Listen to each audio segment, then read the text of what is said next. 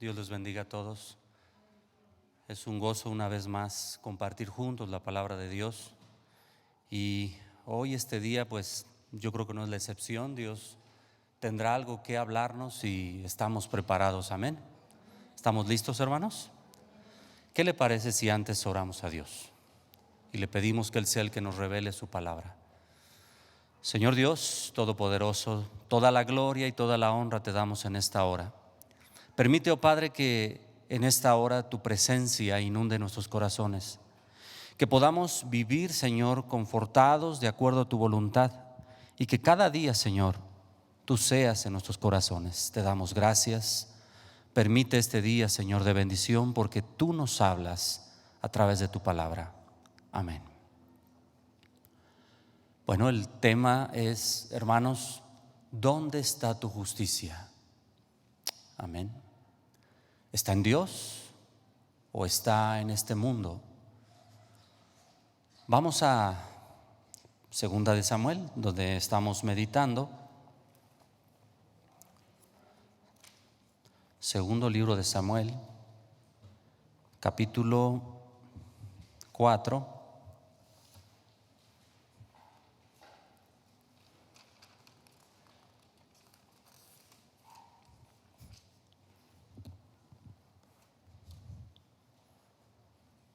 Verso 8. ¿Ya lo tiene?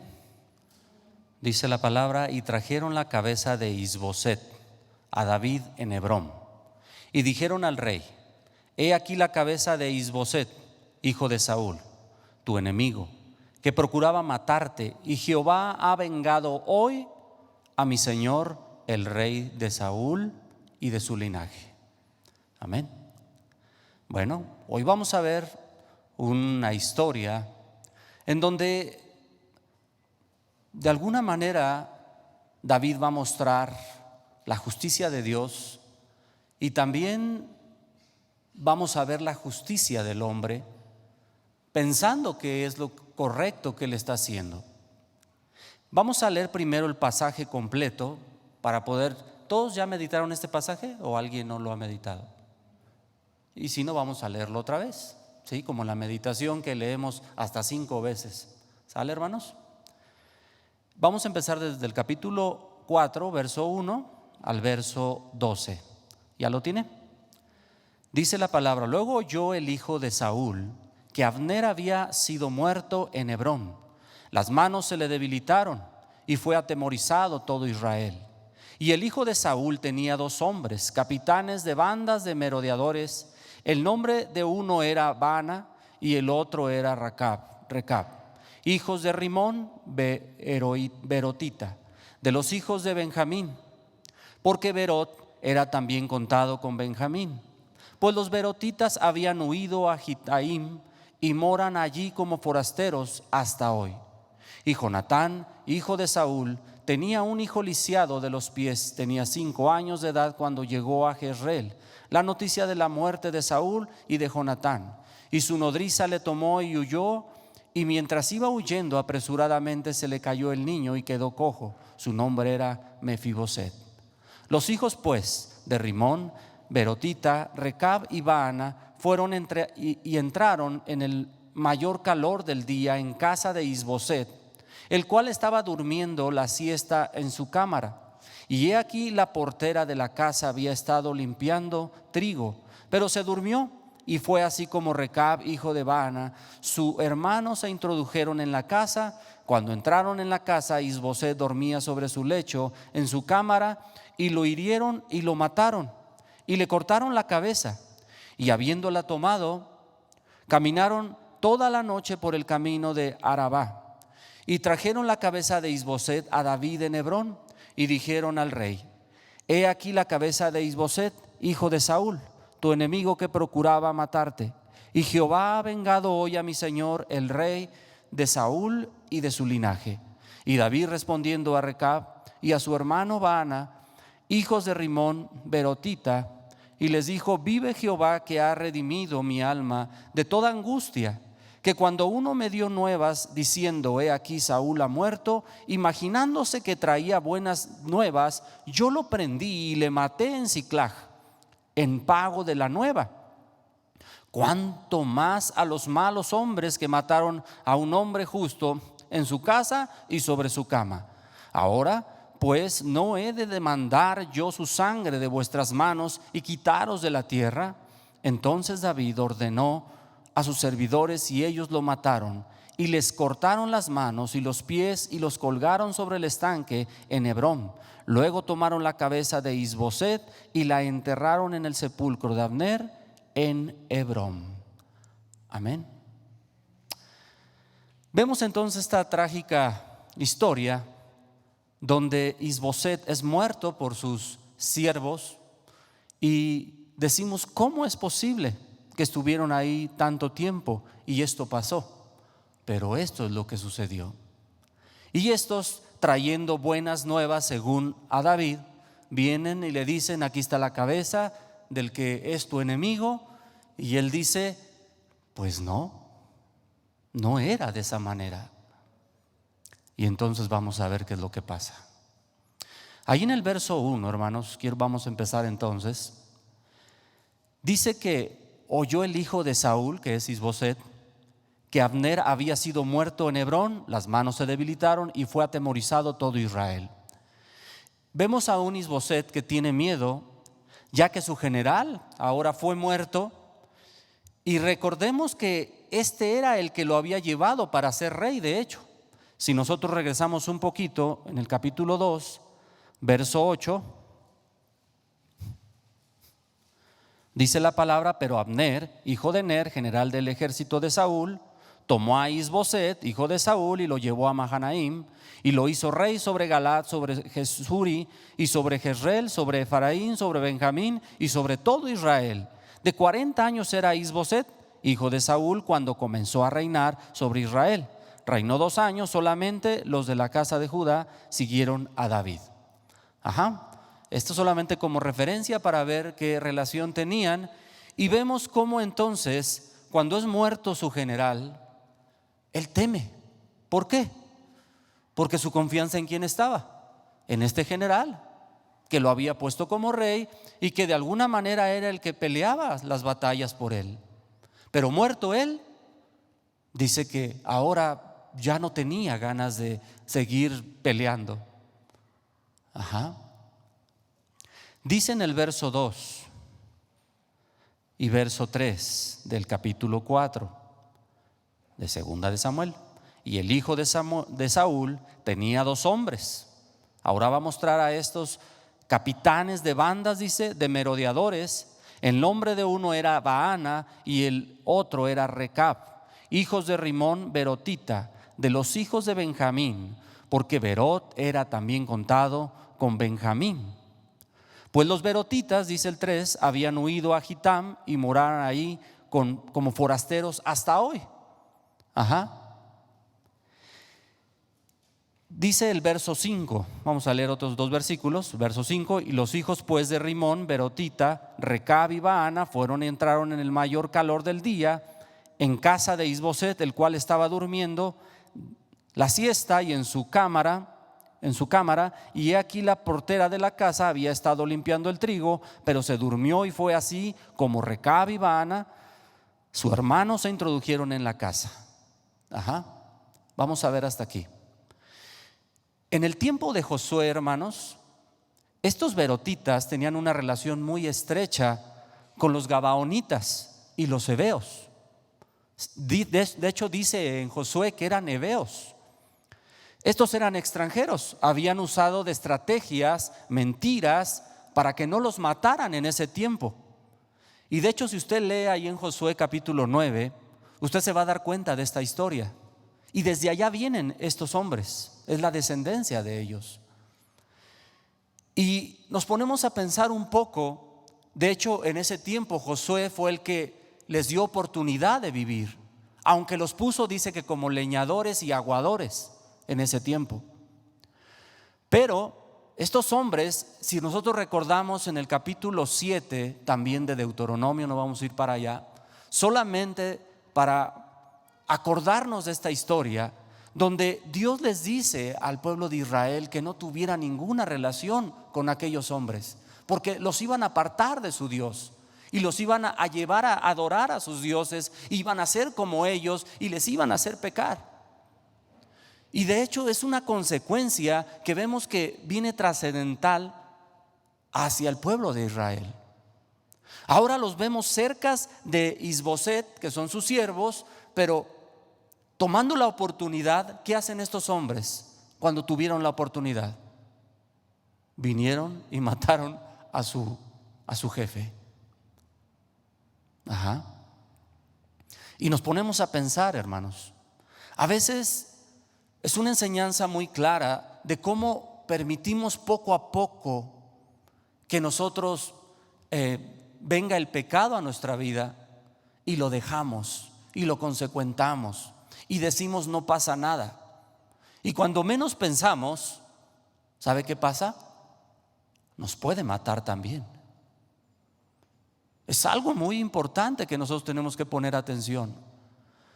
Porque si nosotros no ponemos atención en esas cosas que parecen ser tan pequeñas y inofensivas, al rato traen consecuencias fuertes. Y vemos que a pesar de lo que estaba sucediendo, a pesar de que eran sus siervos, sus guardadores, pues se aprovecharon de la ocasión para entrar. Y estos no tuvieron piedad, no tuvieron misericordia. Y vinieron y mataron a sangre fría a Isboset. Dice en el verso 6 y verso 7 del capítulo 4: y aquí que la portera de la casa había estado limpiando trigo, pero se durmió, y fue así como Recabe y Baana su hermano se introdujeron en la casa. Cuando entraron en la casa, Isboset dormía sobre su lecho en su cámara, y lo hirieron y lo mataron y le cortaron la cabeza, y habiéndola tomado, caminaron toda la noche por el camino de Arabá.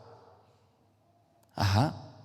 Estos, así como en ese tiempo habían mentido a Josué también, le habían dado, se vistieron con ropas andrajosas, dice, y se presentaron delante de ellos como que venían de lejos con pan mohoso y muchas cosas como esas, aparentando ser extranjeros que no sabían nada. Pero ellos no tenían que estar ahí. Sin embargo, ellos les dieron oportunidad y Josué les dio oportunidad, y aún hoy en día, en este tiempo, vemos las consecuencias que vinieron sucediendo. Ellos fueron estratégicos también. Estos también, mentirosos, traicioneros, oportunistas. Y sabe, tienen la misma imagen de la gente que no tiene misericordia y piedad. ¿Dónde está tu justicia? Empezábamos diciendo, ¿no?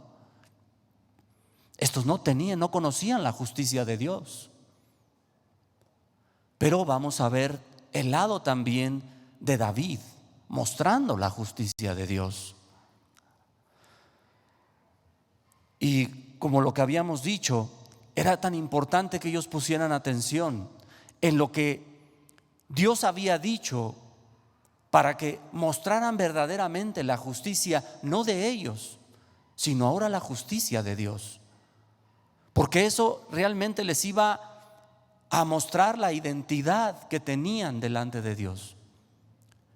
Nosotros nos preguntamos, hermanos, ¿cómo nos conducimos delante de este mundo? ¿Buscamos la justicia de Dios o la justicia de los hombres? Que es muy diferente. ¿Queremos quedar bien con alguien o realmente hacemos lo que Dios quiere que hagamos?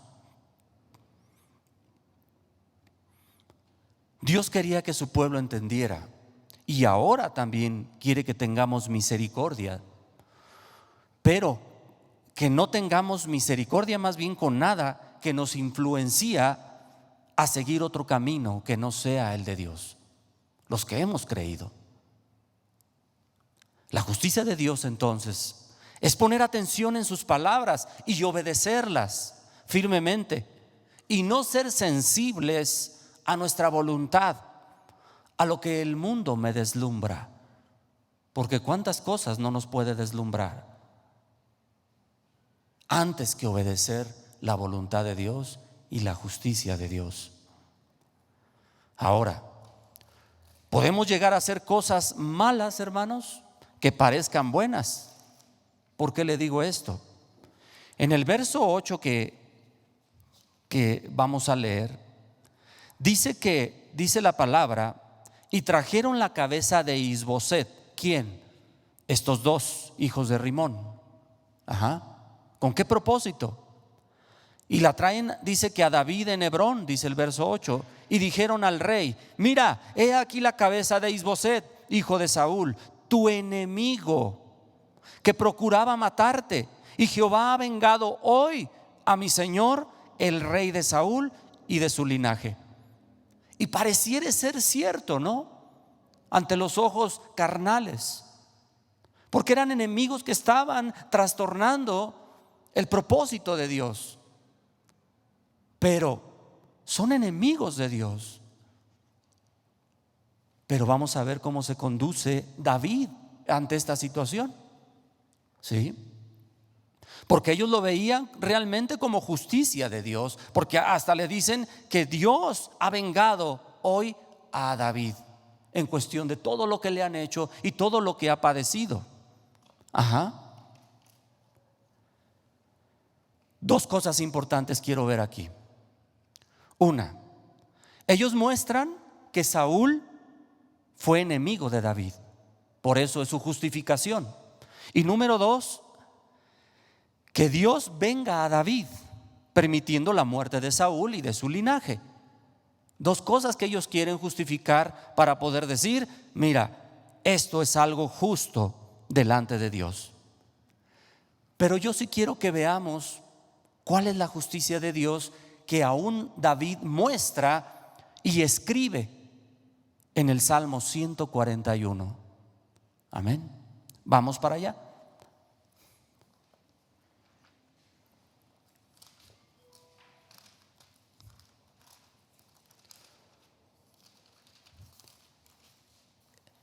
Este salmo lo escribe cuando él está siendo perseguido, y de hecho él tiene que ir a esa cueva de Adulam. Y mire lo que dice la palabra en el Salmo 141. Dice David, verso 1: Jehová, a ti he clamado, apresúrate a mí, escucha mi voz cuando te invocare. ¿Para qué? Suba mi oración delante de ti como el incienso, el don de mis manos como la ofrenda de la tarde. Fíjese bien cómo empieza diciendo David: pon guarda a mi boca, oh Jehová, guarda la puerta de mis labios. ¿Cómo ve este texto? ¿Qué le está pidiendo David a Dios? Cuida mi boca. ¿De qué, hermanos? De hablar pecado delante de Dios, que pueda llegar a no sujetarse a lo que Dios está permitiendo que pase. David, ¿usted ha orado de esa manera, hermano? ¿O usted ora diciendo: Señor, quita a mis enemigos, dales muerte? Es lo que está diciendo David: guarda mi boca para aún no pecar delante de ti, porque quiero sujetarme a tu reino. Dice el verso 4: no dejes que se incline mi corazón, fíjese, a cosa mala, a hacer obras impías con las que hacen iniquidad, y no coma yo de sus deleites. Está diciendo David: yo no quiero ser igual que ellos. ¿Usted recuerda cuántas veces pudo matar a Saúl, David? ¿Y lo hizo? No. Estaba a punto de caer y de resbalarse, como dice el salmista Asaf, pero no lo hizo en ese momento. En otro momento sí lo hizo, cuando estaba mejor, en otros tiempos. Pero ese es otro asunto. Dice el verso 5: que el justo me castigue será un favor, y que me reprenda será un excelente bálsamo. Que no me hiera la cabeza, pero mi oración será continuamente contra las maldades de aquellos. ¿Usted ora así, hermano? Dice el verso 6: serán despeñados sus jueces y oirán mis palabras que son verdaderas. Como quien hiende y rompe la tierra, son esparcidos nuestros huesos de la boca del Seol. Por tanto, a ti, oh Jehová, Señor, miran mis ojos. En ti he confiado. No desampares mi alma. Guárdame de los lazos que me han tendido y de las trampas de los que hacen iniquidad. Caigan los impíos a una en sus redes mientras yo pasare delante. ¿Qué dice? Si los demás quieren hacer maldad, que caigan en sus redes. A lo mejor diría: yo no lo deseo, pero si ellos lo hacen a mí, tendrán una consecuencia. Yo me conduciré y iré delante a donde el Señor me ha mandado ir. Amén, hermanos. Qué gran oración, y vemos qué gran ejemplo de este varón escribiendo este salmo para ahora nosotros tomarlo y alentarnos y fortalecernos, que podamos seguir a la meta a pesar de todas las situaciones que podamos estar pasando. ¿Quién era la justicia de David?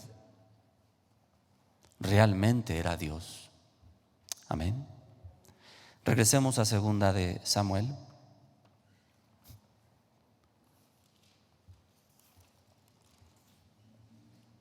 Capítulo 4, verso 9. Por eso es que David va a actuar de esta manera.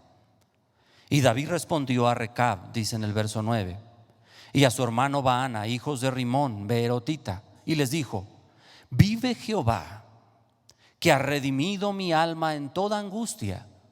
¿Qué ha hecho Dios?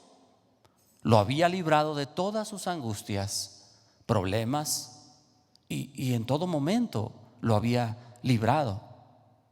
Ese Dios había redimido su alma, trayéndole paz a pesar de todas las circunstancias que pudo pasar para poder ser formado. Y podríamos decir, esos 15, 16 años que él pasó siendo formado, ¿ya sería todo? Vemos más adelantito los 2 pecados que cometió también David con Betsabé y el censo que hizo, y aún todavía seguía aprendiendo David. Verso 10 del capítulo 4: que cuando uno me dio nuevas, dice David, diciendo: he aquí Saúl ha muerto, imaginándose que traía buenas nuevas, yo lo prendí y le maté en Siclag en pago de la nueva que me vino a traer, dice David. Dice el 11: ¿cuánto más a los malos hombres que mataron a un hombre justo en su casa y sobre su cama? Ahora pues, ¿no he de demandar yo su sangre de vuestras manos y quitaros de la tierra? Pareciera que David está actuando como ellos, pero está mostrando, hermanos, el fin del hombre impío, del hombre que ha trazado un camino y que tiene un declinamiento hacia el precipicio de su muerte. Aquel hombre que ha construido con impiedad lo que tiene y que al fin de cuentas un día se derriba y se cae, porque nada es eterno. Muchos piensan estar en el poder y piensan que tienen todo, pero un día todo se vendrá abajo. ¿Y qué le habrá quedado al hombre sin Dios? ¿Dónde está tu justicia? ¿En Dios o en este mundo? Verso 12: entonces David ordenó a sus servidores, y ellos los mataron, y les cortaron las manos y los pies, y los colgaron sobre el estanque en Hebrón. Luego tomaron la cabeza de Isboset y la enterraron en el sepulcro de Abner en Hebrón. Amén. Cuando estaba leyendo este pasaje, se me venía a la mente Mateo capítulo 22, verso 13.